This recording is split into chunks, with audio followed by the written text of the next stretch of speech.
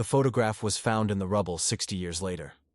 A construction crew clearing land outside Saint-Lô, France, discovered it beneath the foundation of what had once been a farmhouse. The image showed 4 young men in American uniforms, arms draped over each other's shoulders, laughing at something beyond the camera's frame.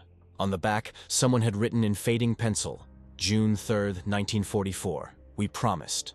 3 days before D-Day. 3 days before Normandy became synonymous with blood and courage, the photograph survived. 3 of the men did not.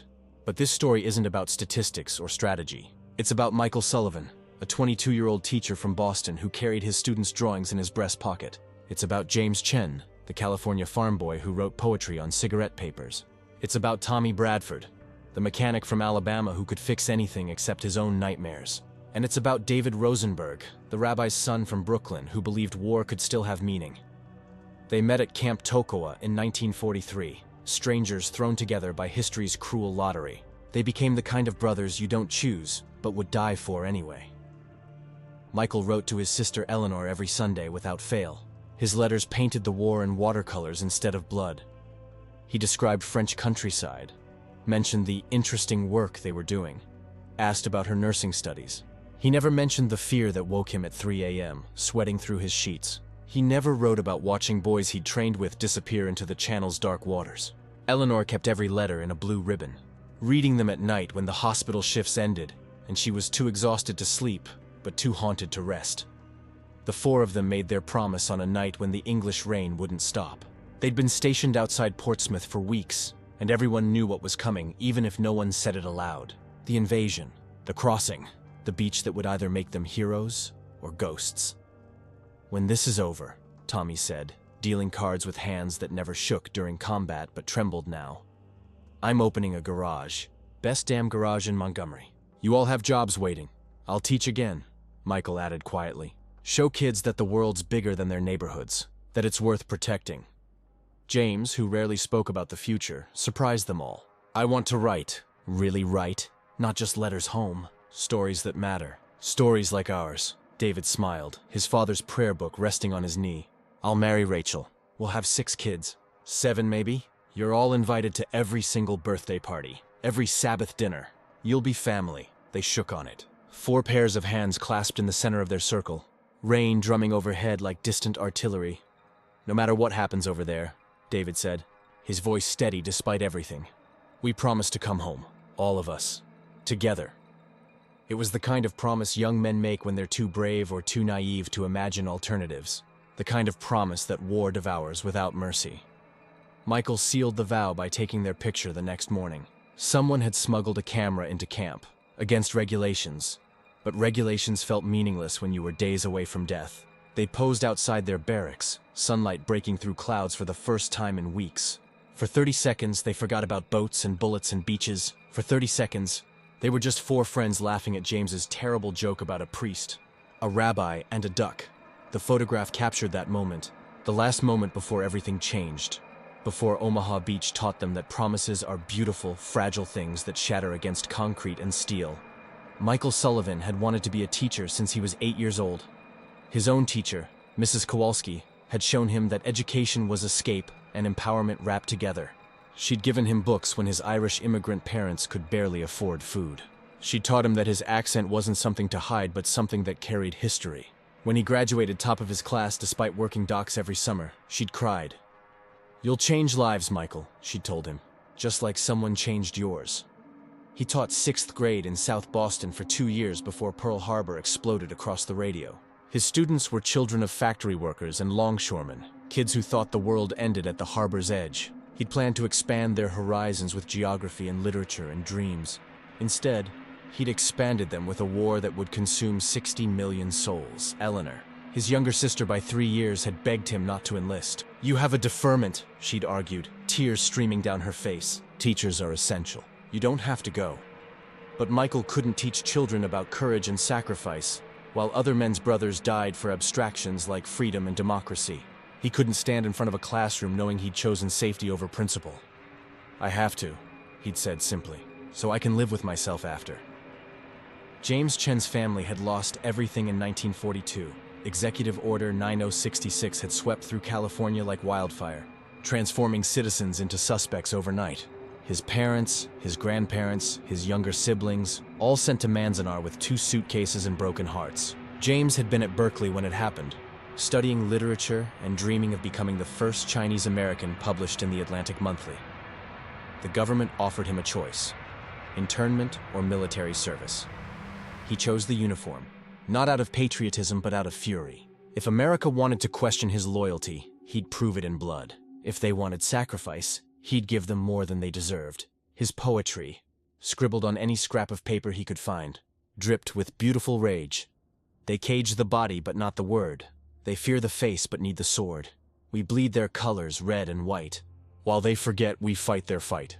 Tommy Bradford had never left Alabama before the Army. The youngest of 7 children, he'd grown up in a 2-room house outside Montgomery, where poverty wasn't a condition, but an inheritance. His father had died in a mill accident when Tommy was 12, leaving him the man of the family by default.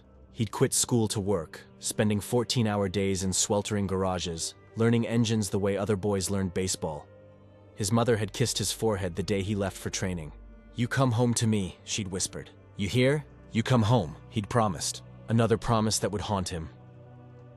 David Rosenberg carried his father's prayer book and his father's burden.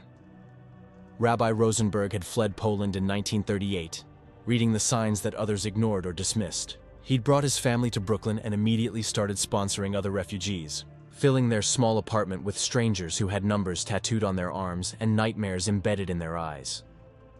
David had grown up listening to stories about villages erased, families separated, children hidden in convents and barns and sewers. He'd grown up knowing that evil wasn't theoretical. It was systematic, organized, enthusiastic. When he turned 18, he didn't wait for the draft. He volunteered. "I can't just study Torah while they're murdering Torah scholars," he'd told his father. "I can't pray for justice while doing nothing to create it." His father had understood, had blessed him in Hebrew and Yiddish and broken English, had pressed the prayer book into his hands with shaking fingers. "Come back," he'd said. "Come back and we'll rebuild the world together." Rachel, his fiancée since childhood, had given him a photograph, her in her nursing uniform, smiling despite the weight of everything. "For when you forget what you're fighting for," she'd said. He'd never forgotten, not for a single moment. These 4 men, from different worlds and different wounds, had found each other in Georgia's heat and England's rain. They'd trained together, marched together, learned together how to kill and how to keep living despite killing. They'd become brothers in the way that only shared terror and shared hope can forge. And now they were crossing the channel, stomachs churning with fear and seasickness, heading toward a beach that would test every promise they'd ever made. Omaha Beach was hell without the metaphor. The landing craft's ramp dropped at 6:47 a.m., and the world became noise and metal and blood. Michael hit the water and immediately went under, 50 pounds of equipment dragging him down. Hands, he never knew whose, pulled him up. He ran. Everyone ran. Some made it 20 feet. Some made it 5. The 4 of them stayed together through sheer luck or providence or stubborn refusal to accept alternatives. They crawled through sand that was no longer sand, but a graveyard forming in real time. They pressed against the seawall while bullets chewed the air above their heads. Tommy's hands shook so badly he couldn't load his rifle until David grabbed his shoulders and looked him in the eyes and said, "Breathe. Just breathe." They made it off the beach. Thousands didn't. That night, huddled in a bombed-out farmhouse, they didn't speak about what they'd seen, couldn't speak about it. The images were too fresh, too overwhelming. Boys calling for mothers, water turning red, the mechanical efficiency of death, delivered from concrete. Bunkers, James wrote 3 lines of poetry and crossed them all out. Michael tried writing to Eleanor but couldn't find words that weren't lies. The war in France was nothing like the training films had promised. There were no clear battles, no obvious victories, just days of rain and exhaustion, moments of terror followed by hours of boredom. Small towns that changed hands twice in a week. They pushed through hedgerows where every corner could hide a machine gun nest. They cleared villages where civilians stared at them with hollow eyes, liberated but ruined, free but broken. They learned that war didn't discriminate between soldiers and children, between military targets and centuries-old churches. St. Lo fell in July after bombing that turned the medieval city into a moonscape. They entered through rubble that had been homes, schools, hospitals. Michael found a child's shoe in the street and had to step away before his squad saw him crying. Tommy stopped sleeping, his eyes growing darker and more distant. James filled an entire notebook with poetry and then burned it, unable to look at his own words. Only David seemed to maintain some core of himself, though even he grew quieter. He read his prayer book every evening, lips moving silently, and Michael wondered what prayers could possibly fit a world this shattered. "Do you think God's watching?" Michael asked him once, after they'd buried a 19-year-old kid from Iowa who'd been with them 3 days. David was quiet for a long moment. "I think God's weeping," he finally said. The psychological toll accumulated like interest on an unpayable debt. Tommy started flinching at sounds that weren't there. James stopped writing letters home, unable to translate this reality into language his family would understand. Michael caught himself forgetting what his classroom had looked like, what teaching had felt like, what peace had tasted like. They held each other together through proximity and promises. When Tommy's hands shook too badly to eat, James fed him. When Michael woke screaming from nightmares, David sat with him until dawn. When James went 3 days without speaking, Tommy told him stupid jokes until something like a smile appeared. They weren't heroes, they were survivors, which was harder. August brought the liberation of Paris and a week of rest that felt like resurrection. They walked streets where civilians threw flowers, kissed strangers, celebrated freedom with wine and song. For 7 days, they remembered why they were fighting. For 7 days, the war felt winnable. Then they moved east, toward Germany, toward winter, toward battles that would make France look merciful. The Hurtgen forest devoured men like a hungry god. 16 square miles of dense woodland where trees burst into splinters under artillery fire, where mud sucked at boots and morale, where you couldn't see the enemy until they were already killing you. They fought for yards, lost them, fought again. Michael took shrapnel in his shoulder and kept fighting because the medic was already overwhelmed. Tommy's deafness in his left ear became permanent after an explosion threw him into a tree. James developed a cough that wouldn't stop, his lungs scarred by cold and smoke and despair. David wrote to Rachel every day, even when he had nothing to say. Especially when he had nothing to say. The letters became a lifeline to a world where promises still meant something, where futures were possible, where he was still the man she'd agreed to marry. "Do you think we're still the same people?" Michael asked one frozen November night, their breath fogging in the darkness. No one answered, because they all knew the truth. They'd been changed by what they'd seen and done, changed by the friends they'd buried, the enemies they'd killed, the impossibility of returning to civilians who would never understand, changed by the knowledge that promises made in English rain were beautiful, fragile things that war devoured without mercy. But they were still together, still four, still brothers, and that had to mean something, had to count for something, even here, even now. December 16th, 1944, the Ardennes forest, the beginning of the end. The German offensive came out of the fog like a nightmare made flesh. Hundreds of tanks, thousands of soldiers, a desperate gamble by an enemy everyone had thought was finished. The Americans, caught completely off guard, fell back in chaos. Units scattered, communication lines collapsed. The careful plans dissolved into survival and improvisation. Michael's unit was defending a crossroads outside Bastogne when the attack hit. They'd been there for 2 days, cold and miserable but relatively safe. Then the world exploded. German armor rolled through morning mist like steel ghosts, infantry following in their wake. The Americans held for 20 minutes before falling back, dragging their wounded, leaving their dead. Tommy was hit in the first assault, bullet through his leg, bone shattered. He went down screaming, and Michael grabbed him without thinking, hauling him toward cover while rounds kicked up frozen earth around them. James appeared from nowhere, covering their retreat with rifle fire that was more prayer than precision. They made it to a blown-out barn. 11 other soldiers had the same idea, creating a makeshift defensive position that wouldn't hold long, but might hold long enough. David worked on Tommy's leg with hands that had delivered Torah commentaries, transformed into instruments of desperate first aid. "Stay with me," he kept saying, applying pressure, tying tourniquets, doing everything medics had taught them in training that felt like another lifetime. "Stay with me, brother." Tommy's face had gone white, his lips blue with shock. "The promise," he whispered. "We promised to come home." "We will," Michael said, though he didn't believe it anymore. "All of us." The barn held for 6 hours. 6 hours of ammunition running low, of German calls for surrender, of knowing they were surrounded and outgunned, and probably going to die in this frozen nowhere that wouldn't even merit a footnote in history books. 6 hours of fear mixing with exhaustion, mixing with a strange acceptance that this was how it ended. James wrote on the barn wall with charcoal from the fire they'd built to keep from freezing. We were here. We mattered. Remember us, not poetry, just truth. The Germans came at dusk, when shadows made targeting impossible, and desperation made surrender inevitable. They rushed the barn from 3 sides, and Michael knew this was it. The moment when promises died, and photographs became relics, and Eleanor would receive a telegram that would destroy her. Then artillery whistled overhead. American artillery, perfectly targeted, landing on German positions with devastating precision. Someone had called in coordinates. Someone knew they were here. The Germans pulled back, and in that reprieve, armored vehicles appeared through the smoke. American, finally. Reinforcements that had broken through encirclement. A lieutenant jumped from the lead tank, shouting coordinates, organizing evacuation. "We need to move now," he yelled. "Everyone out!" They carried Tommy between them, Michael and James on either side, David clearing the path. They ran through darkness and shellfire toward vehicles that represented survival. All around them, men were running, dying, making it, falling short. Michael stumbled. His boot caught on something. Debris, a root, his own exhaustion. He went down hard, losing his grip on Tommy. In that second, everything changed. A shell landed 15 feet away, close enough to feel, not close enough to kill.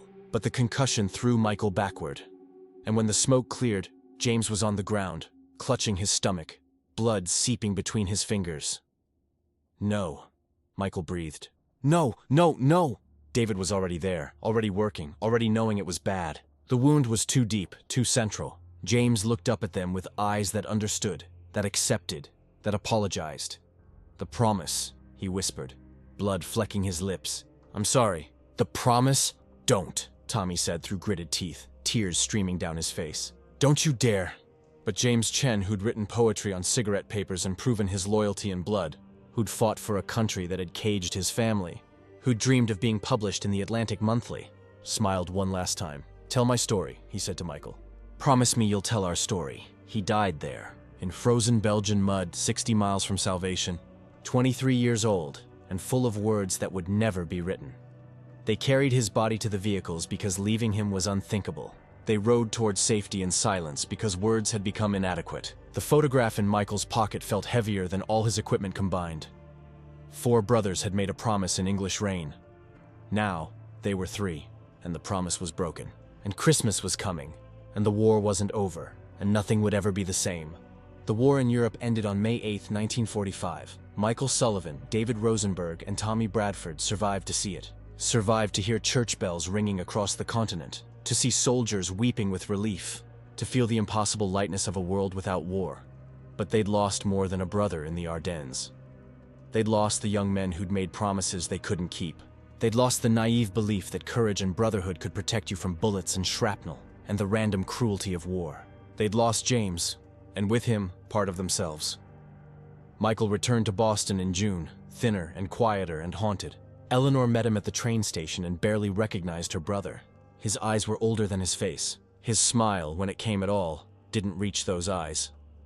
He returned to teaching that fall, standing in front of 6th graders who seemed impossibly young, impossibly innocent. He taught them geography and literature and dreams, just like he'd planned. But he also taught them about sacrifice, about promises, about the weight of survival. He never married. His students became his family, his classroom his sanctuary. And every June 6th until his death in 1989, he visited Normandy American Cemetery, standing at James Chen's grave for exactly 30 minutes, speaking words only the dead could hear. Tommy Bradford opened his garage in Montgomery. The limp from his shattered leg never fully healed, and loud noises made him flinch for the rest of his life. But he kept his promise. Best damn garage in Alabama, just like he'd said. He hired veterans exclusively, men who understood why some days you couldn't talk, why some nights you couldn't sleep, why some memories couldn't be shared with civilians who would never understand. He married late, at 43, to a widow who'd lost her husband at Iwo Jima. They understood each other's silences. They had 2 children who grew up knowing Uncle Michael and Uncle David as fixtures at every birthday party, every Christmas, every moment that mattered. Tommy died in 1987. His hands finally still, his nightmares finally quiet.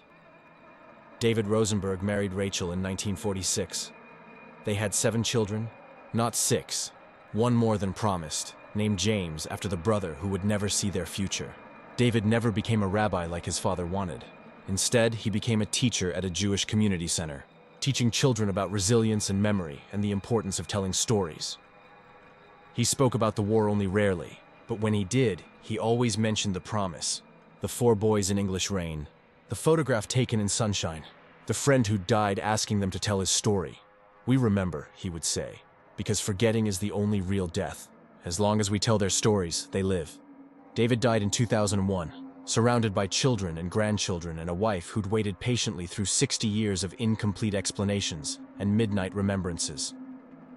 The photograph was found in 2004, during construction near St. Lo. It made its way through historical societies and veteran organizations until it reached Michael's niece, Eleanor's daughter. She scanned it, posted it online with the caption, "My uncle and his brothers, June 1944. 3 survived. None came home unchanged." The post went viral in the way that profound truth sometimes does. Thousands shared it. Veterans commented with their own stories. Teachers showed it to students studying WWII. People who'd never known war suddenly felt its weight, because the photograph captured something universal, the beautiful fragility of promises made by young men who believed they could survive anything together.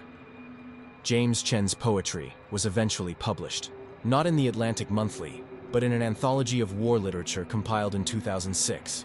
His words, written on cigarette papers and barn walls and blood-stained notebooks, finally reached the audience he'd dreamed of. His nephew, accepting the posthumous recognition, said simply, "He kept his promise to tell the truth, and his brothers kept their promise to tell his story." The truth is that promises made in war are different from promises made in peace. They carry the weight of mortality, the knowledge that some oaths can only be kept by surviving, and survival itself is victory enough. Michael, David, and Tommy didn't all come home together. Not really. James came home in a flag-draped coffin and nightmares and a photograph that outlived them all. But they honored him. They lived deliberately, loved deeply, and never forgot the boy who'd written poetry in hell and smiled even as he died. They told his story. They told their story, and now you know it too. War is not glorious. It is not noble. It is young men making impossible promises and breaking them through no fault of their own. It is friends becoming brothers, becoming ghosts. It is photographs that survive when flesh cannot. But remembering them, speaking their names, honoring their sacrifice, understanding the cost of the freedom we inherit, that is how we keep the only promises that matter. That James Chen, Michael Sullivan, David Rosenberg, and Tommy Bradford existed. That they mattered. That they loved each other. That they were here. If this story touched your heart, share it. Not for views or likes, but so their memory lives on in a world that too easily forgets. Comment below with the name of someone you remember, someone who served, someone who sacrificed. Subscribe so these stories continue, so the voices of the greatest generation aren't silenced by time, because the dead can't speak for themselves. That's why we must speak for them. Always.